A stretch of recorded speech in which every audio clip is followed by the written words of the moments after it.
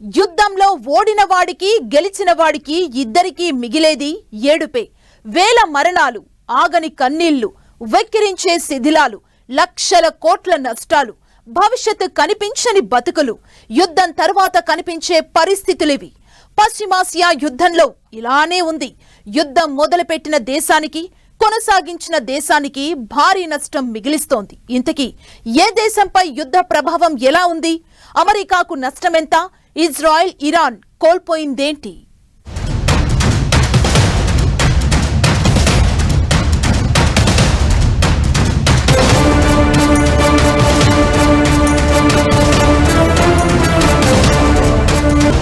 వేల ప్రాణాలు, లక్షల కోట్ల విధ్వంసాలు, యుద్ధ భూమిలో వెక్కిరిస్తున్న శిథిలాలు, పశ్చిమాసియా యుద్ధం మిగిల్చిన కన్నీళ్లేంటి?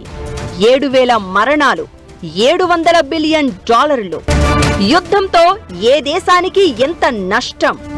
వార్ కారణంగా అమెరికా కోల్పోయిందేంటి? యుద్ధంతో ఇరాన్కు జరిగిన నష్టం ఎంత? యుద్ధం ఓడినా గెలిచినా మిగిలేది నష్టమే. అందుకే ఎవరు గెలిచినా ఓడినట్లే. పశ్చిమాసియా యుద్ధంలోనూ ఇప్పుడు అలాంటి పరిస్థితులే కనిపిస్తున్నాయి. 40 రోజులు దాటిన యుద్ధం మొదటి రోజుకు మించి ఉద్రిక్తంగా కనిపిస్తోంది.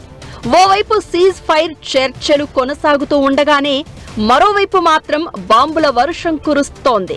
ఒక్క ప్రాంతంలో 3 దేశాల మధ్య యుద్ధమే అయినా ప్రపంచానికి అది ముచ్చెమటలు పట్టిస్తోంది. ఈ వార్లో ఇరాన్కు భారీ నష్టం జరగగా ఆ రేంజ్లో కాకపోయినా అమెరికా, ఇజ్రాయెల్ కూడా భారీగానే కోల్పోయాయి. మొత్తం 7,000 ప్రాణాలు యుద్ధం కారణంగా గాలిలో కలవగా $700 బిలియన్ పైగా నష్టం మిగిలింది. కాల్పుల విరమణ ఒప్పందంతో ప్రస్తుతానికి ఉద్రిక్తతలు కాస్త చల్లారినట్లు కనిపిస్తున్నా యుద్ధం మిగిల్చిన గాయాలు మాత్రం మొత్తం ప్రపంచాన్ని వెంటాడుతూనే ఉన్నాయి. అమెరికా, ఇజ్రాయెల్ దాడుల్లో ఒక్క ఇరాన్లోనే 3,000 మందికి పైగా పౌరులు, సైనికులు చనిపోయినట్లు తెలుస్తోంది. 26,000 మందికి పైగా క్షతగాత్రులుగా మిగిలారు. అటు ఇజ్రాయెల్లో 40 మందికి పైగా చనిపోగా 7,500 మందికి పైగా గాయాలయ్యాయి. ఇజ్రాయెల్ దాడుల్లో లెబనాన్లో 2,000 మందికి పైగా చనిపోగా 5,000 మందికి పైగా క్షతగాత్రులయ్యారు.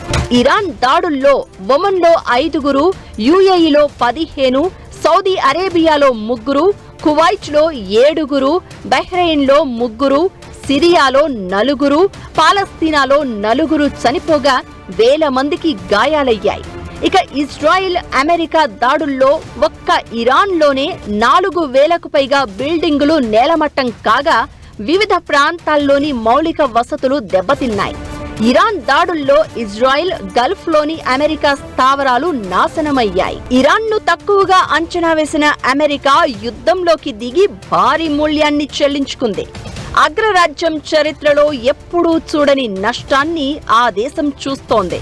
ఇరాన్పై దాడులకు రోజుకు కనీసం $2 బిలియన్ ఖర్చు చేస్తూ మొత్తంగా 40 రోజులకు 80 నుంచి $100 బిలియన్, అంటే దాదాపుగా 10 లక్షల కోట్లు ఖర్చు చేయాల్సి వచ్చింది.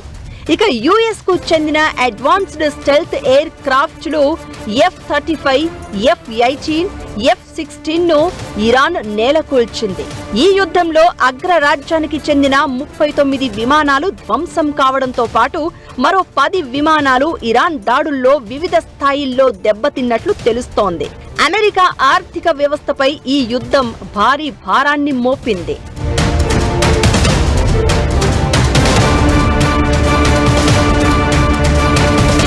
ఇజ్రాయెల్కు అండగా యుద్ధంలోకి దిగిన అమెరికా ఒక్కో సెకనుకు $9.8 లక్షల చొప్పున ఖర్చు పెట్టింది.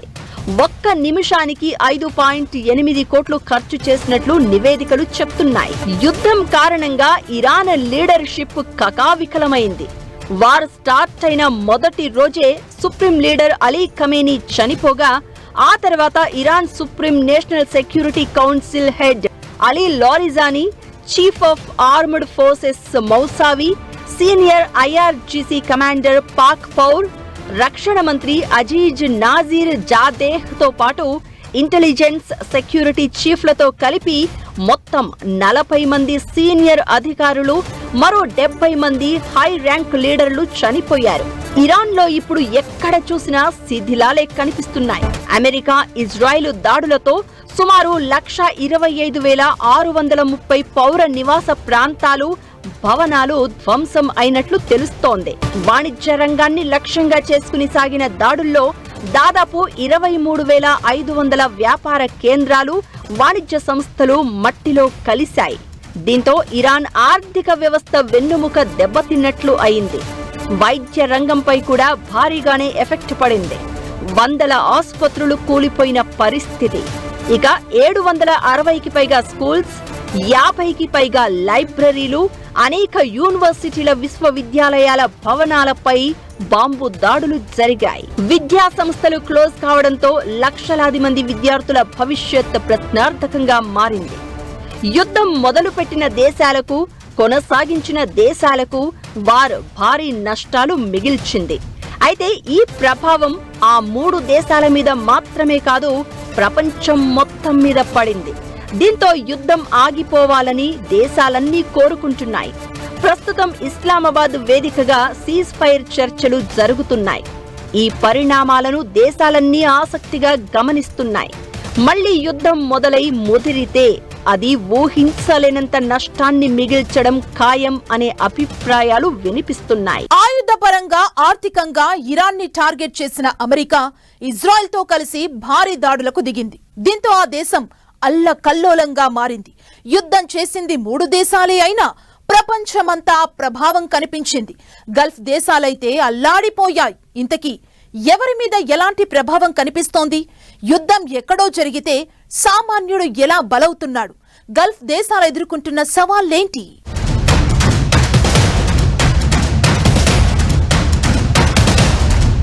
ప్రపంచం మొత్తం మీద యుద్ధం ప్రభావం, ప్రతి దేశం మీద మిడిల్ ఈస్ట్ వార్ ఎఫెక్ట్, చమురు సంక్షోభాలు, ఆర్థిక వ్యవస్థకు ఇబ్బందులు.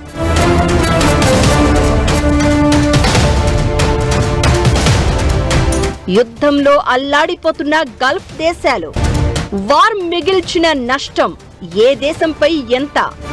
గల్ఫ్ దేశాలకు ఎదురవుతున్న సవాళ్లేంటి? గెలవలేని యుద్ధం అని తెలిసిన ఇరాన్ చేసిన పోరాటం ఇప్పుడు ప్రపంచవ్యాప్తంగా హాట్ టాపిక్ అవుతోంది. చిన్న చిన్న ఆయుధాలతో అమెరికాకు తలపోటు తెప్పించి ఆర్థికంగా ఇబ్బందులకు గురి చేసింది ఇరాన్. అయితే అమెరికా చేసిన దాడుల్లో భారీగా నష్టపోయింది. విద్య, ఆరోగ్య, ఆర్థిక వ్యవస్థలన్నీ కుప్పకూలిపోయాయి. ఆయుధ వ్యవస్థపై కూడా ఎఫెక్ట్ భారీగానే పడింది. అమెరికా, ఇజ్రాయెల్ దాడుల్లో 80% పైగా ఇరాన్ ఎయిర్ డిఫెన్స్ సిస్టమ్ ధ్వంసమైంది. 90% పైగా నేవీ ఫ్లీట్ మునిగిపోయింది. 150కి పైగా ఇరాన్ నౌకలు సముద్ర అడుగు భాగంలోకి చేరిపోయాయి. ఇకటు 90% పైగా ఇరాన్ ఆయుధ ఫ్యాక్టరీలు, 80% పైగా న్యూక్లియర్ బేస్లపై అమెరికా, ఇజ్రాయెల్ దాడులు చేశాయి. దీంతో భారీగా ఎఫెక్ట్ అయింది. ఈ నష్టం నుంచి బయటకు రావడం ఇరాన్కు ఇప్పట్లో కష్టమే అనే అభిప్రాయాలు వినిపిస్తున్నాయి. అమెరికా, ఇజ్రాయెల్, ఇరాన్ మాత్రమే కాదు, యుద్ధం ప్రభావం ప్రపంచం మొత్తం మీద కనిపిస్తోంది. ఎప్పుడూ చూడని సంక్షోభాన్ని చూస్తున్నాయి కొన్ని దేశాలు. యుద్ధం స్టార్ట్ కాగానే హర్ముజ్ను కంట్రోల్లోకి తీసుకుంది ఇరాన్. ప్రపంచ చమురులో దాదాపు 20% రవాణా జరిగే జలసంధి నుంచి ప్రయాణించే నౌకలకు గతంలో ఇరాన్ ఎలాంటి రుసుము వసూలు చేసేది కాదు. అయితే ఇప్పుడు యుద్ధం కారణంగా రక్షణ, పాలన, పౌర మౌలిక సదుపాయాలకు తీవ్ర నష్టం వాటిల్లిందని, వాటిని మళ్లీ నిర్మించుకోవడానికి టోల్ వసూలు చేయనున్నట్లు ప్రకటించింది. ఓడ రకం, దానిలోని సరుకు, ఇతర పరిస్థితుల ఆధారంగా టోల్ మారుతుందని తెలుస్తోంది. మొత్తంగా ఈ యుద్ధంతో గతంలో లేని రవాణా ఫీజు ప్రపంచ దేశాల నెత్తిన పడినట్లయింది. పశ్చిమాసియా దాదాపు అన్ని దేశాల ఆర్థిక వ్యవస్థలను వణికించింది. హర్ముజ్ క్లోజ్ చేయడంతో చమురు ధరలు రికార్డు స్థాయికి చేరాయి. ద్రవ్యోల్బణం అదుపు తప్పింది. ఆహార సంక్షోభం వాటిల్లే పరిస్థితి తయారైంది. వాణిజ్య రవాణాకు అంతరాయం ఏర్పడింది. ముడి సరుకులకు కొరత వాటిల్లింది. వేలాది విమానయాన సేవలు రద్దయ్యాయి. పర్యాటకం కుదేలైంది.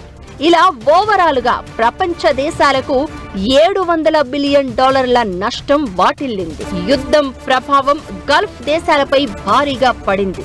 ఇరాన్తో యుద్ధంలో అమెరికా సాయం అంతంత మాత్రమే అని ప్రూవ్ అయింది. ఇరాన్ దాడులతో ఈ దేశాలు ఆర్థికంగా బాగా నష్టపోయాయి. సొంత సైన్యం లేకపోతే ఏం జరుగుతుందో ఆ దేశాలకు ఇప్పుడు తెలిసొచ్చింది. ఇరాన్ దాడులతో ఈ దేశాలు ఆర్థికంగా బాగా నష్టపోయాయి. భద్రతను దృష్టిలో ఉంచుకుని సంపన్నులు గల్ఫ్ దేశాల్లో పెట్టుబడులపై పునరాలోచనలో పడ్డారు. దుబాయ్ రియల్ ఎస్టేట్ మార్కెట్ అయితే ఇప్పుడు సందిగ్ధంలో పడింది. మధ్య ప్రాచ్యంలో ఆర్థిక వాణిజ్య కేంద్రంగా ఎదిగిన దుబాయ్ రియల్ ఎస్టేట్, టూరిజం రంగాల ద్వారానే ప్రపంచవ్యాప్తంగా పెట్టుబడిదారులను ఆకర్షించింది. దుబాయ్ సక్సెస్ లో భద్రతది కీలక పాత్ర. అలాంటిది ఇప్పుడు యుద్ధం కారణంగా అనుమానాలు మొదలయ్యాయి. దీంతో రియల్ ఎస్టేట్ పరిస్థితి టెన్షన్ పుట్టిస్తోంది. దీని నుంచి దుబాయ్ ఎలా బయటపడుతుందనేది ఆసక్తికరంగా మారింది. పశ్చిమాసియా యుద్ధం ప్రపంచ రాజకీయ సమీకరణాలనే మార్చేస్తోంది. ఇరాన్ ఈ స్థాయిలో యుద్ధం చేస్తుందని అంచనా వేయలేకపోయిన ట్రంప్ యుద్ధం ఆపేందుకు పరిష్కారం దొరకక ఓ స్థాయిలో నానా ఇబ్బందులు పడుతున్నట్లు కనిపించారు. ఇరాన్తో యుద్ధం ఆర్థిక వ్యవస్థపై భారం మోపడంతో అమెరికన్ల నుంచి కూడా వ్యతిరేకత కనిపించింది. ఇది రాజకీయంగా కార్నర్ అయ్యేలా చేసింది. అయితే ఇప్పుడు సీజ్ ఫైర్ చర్చలు నడుస్తున్నాయి. ఇందులో ఏం తేలుతుంది, ఎవరు తగ్గుతారు, ఎవరు నెగ్గుతారు అనేది ప్రపంచ దేశాల్లో ఆసక్తి రేపుతోంది. భీకరంగా సాగుతున్న యుద్ధం ఏదో రోజు ముగియొచ్చు, ముగియాలి కూడా. ఆ యుద్ధంలో ఎవరు గెలిచినా ఎవరు ఓడినా నష్టం మాత్రం 3 దేశాలను ఏళ్లకు ఏళ్లు వెంటాడే అవకాశం ఉంది.